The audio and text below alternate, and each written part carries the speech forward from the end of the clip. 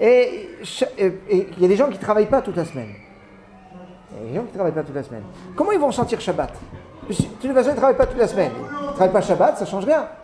Alors, par le fait que tu ne peux pas déplacer certaines choses, ça va leur faire penser que c'est Shabbat. Donc, ce n'est pas forcément de déplacer des choses qui vont m'amener à faire des avérotes, c'est parce que déplacer, ça m'occupe. Et que je ne dois pas avoir une occupation de semaine. En semaine, je déplace des choses, etc. Shabbat ou Yom Tov, on va te dire, attends, tu ne peux pas déplacer ce que tu veux. Avant de déplacer quelque chose, il faut que tu réfléchisses. Est-ce que j'ai le droit de déplacer ou pas? Et donc, nécessairement, ça va m'imprimer le sens de Shabbat, le sens de Yom Tov. Donc, c'est pour les Yoshvei Kranot, hein, c'est ceux qui n'ont rien à faire, pour qu'ils comprennent le sens du Shabbat. Il y a une autre opinion, et c'est ce qui va nous intéresser maintenant, c'est que, fondamentalement, historiquement, le Issour de Mouktsé est évoqué et lié à la Issour de Tiltoul. Il y a l'interdiction de transporter. On dit, il y avait une époque où les gens ils transportaient, ils faisaient Tiltoul le Shabbat, donc il Milachad et Yoraita, un Issour de la Torah. Alors, on s'est dit, il faut endiguer la chose, on a dit, tout est Mouktsé. Sauf, on a dit, sauf la cuillère pour pouvoir manger, quoi, parce que les gens ils puissent manger. Mais genre, tout le reste c'est Mouktsé, parce que si je dis tout est Mouktsé, je ne peux pas les prendre, je ne vais pas les transporter. Donc, à partir du moment où on a interdit tout était Mouktsé, donc ça a endigué pour qu'il n'y ait pas de Melacha de Tiltoul, pour pas qu'il y ait de Hotsa'a. Quand ils ont vu qu'après ils tenaient plus ces choses, donc ils ont commencé à autoriser plusieurs choses, et on a autorisé à fur et à mesure, donc tout était interdit, on a autorisé des choses parce qu'il n'y avait plus de Melacha de Tiltoul qui se faisait. Si je comprends que Mouktsé, son origine c'est à cause de Tiltoul, c'est à cause de l'interdiction de transporter. Alors je vais comprendre que le Yom Tov, comme j'ai le droit de transporter, je ne devrais pas avoir de Mouktsé. Puisque tout le Mouktsé, son origine, c'est par rapport à Tiltoul. À moins que je dise, comme on avait dit tout à l'heure, que le Tiltoul de Yom Tov, c'est seulement un Tzorach Mitzvah. Si c'est pas comme dit Rabbeinu Hananel, si c'est comme Rabbeinu Hananel, comme Tosafot, il dit c'est un Tzorach Mitzvah. Donc ça veut dire que je peux pas transporter n'importe quoi. Alors dans ce cas-là, hop, ça revient à Tiltoul. Mais si j'ai comme Rashi que Tiltoul est autorisé sans sourciller, alors Mouktsé ne devrait pas exister à Yom Tov. Si la raison c'est celle-là, bon il y a les autres raisons, c'est pour ça que ça va bloquer. Mais si la raison c'est celle-là, ça devrait être autorisé. Alors c'est pour ça qu'on va comprendre que la raison de Mouktsé ne se cantonne pas au Tiltoul. Et c'est pour ça que j'ai besoin des autres raisons. Donc maintenant, quand tu parles de l'argent, la problématique essentielle de l'argent, c'est que c'est Mouktsé Mehamad Goufo. C'est pas Mouktsé Mehamad Keishimerto Issour, parce que ça sert à Issour. C'est parce que ça sert à rien. Une pièce, un billet, c'est relatif de sa valeur en fonction de l'époque. Si maintenant vous prenez un billet Pascal, vous pouvez faire. Il y en a, regardez, ça ne vaut plus rien. Donc je peux faire mes calculs dessus. Donc dans l'absolu, ça n'a aucune valeur. La valeur, c'est ce que la société va donner à ça. Maintenant, à partir du moment où ce n'est pas un kéli, je vais faire la distinction. Ce qui est un kéli, c'est un objet, un ustensile, et ce qui n'est pas objet. Si ce n'est pas un objet, alors ça peut rentrer dans le cadre de Mouktsé Mehamad Goufo, comme une pierre. C'est très grave, parce que la Mouktsé Mehamad Goufo n'est pas déplaçable, même pour le besoin de l'endroit, ou si j'ai besoin de la chose elle-même.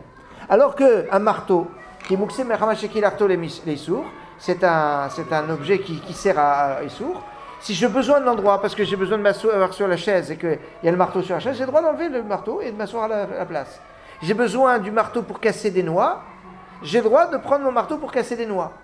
Mais je ne peux pas prendre un caillou pour casser ma noix. Parce que le caillou, il est Mouktsé Mehamad Goufo. Sauf si je l'ai réservé avant. Sauf si j'ai fait une azmana, j'ai réservé, je l'ai utilisé, et donc je fais. Mais je vois ici la gravité. Alors maintenant. Le râteau. Oui, c'est pour ça d'ailleurs quand les gens me disent, oui, vous vous rendez compte, en Israël, ils jettent des pierres sur les gens. Je dis, c'est pas quelqu'un qui est Shomer Shabbat qui jette des pierres. Parce que la pierre, elle est Mouktsé, donc tu peux pas, sur prétexte que quelqu'un il prend la voiture, tu vas prendre du Mouktsé, tu vas jeter sur sa tête. Quoi ? Non, ceux qui font ça, c'est pas. Il y a le Shabbat, le Shabbat, c'est pas possible. Moi, j'ai vu des gens qui disent qu'il y a une voiture qui passe, il y a Shabbos. Il y a une. C'est impressionnant parce que quand vous entendez, je sais pas, 100, 200 personnes qui disent Shabbos comme ça dans la rue. J'ai vu ça, parce qu'il y avait une partie dans un endroit à Jérusalem qui était en dehors de Mea Shearim, au-delà de Géoula, et il y avait un rebbe qui était le rabbi de Pittsburgh, qui était dans un oulam, qui était au-delà du Machane Schindler, qui est au bout de Géoula. Et alors les voitures circulent jusqu'à Machane Schindler, parce que bon, c'est un camp militaire. Et comme il y a plein de chassidim qui étaient sur Malachi Israël, la route là, et bon, il y avait des voitures, très peu, mais il y avait des voitures. Mais chaque voiture qui passait, il y avait. Alors ils se poussaient pour laisser passer, parce qu'il n'y avait pas de truc, mais il y avait comme ça comment on appelle, une sorte de râle comme ça, de Shabbos. C'est impressionnant. Rien que pour ça, on n'aurait pas aimé être dans la voiture. Hein, mais j'ai pas vu une personne jeter une pierre. J'ai vu, j'étais là. Donc bon, enfin, ça c'était. Alors voilà donc quelques aspects de l'Ilchot Yom Tov. Comme vous pouvez remarquer, il y a des finesses, et toute la Maseret Betsa, et puis un peu dans Psachim, dans d'autres Maseret, mais surtout la Maseret Betsa, avec ses 5 chapitres, elle est consacrée à Yom Tov. Il n'y a pas beaucoup d'Agada, c'est une Maseret très spéciale, Maseret Betsa.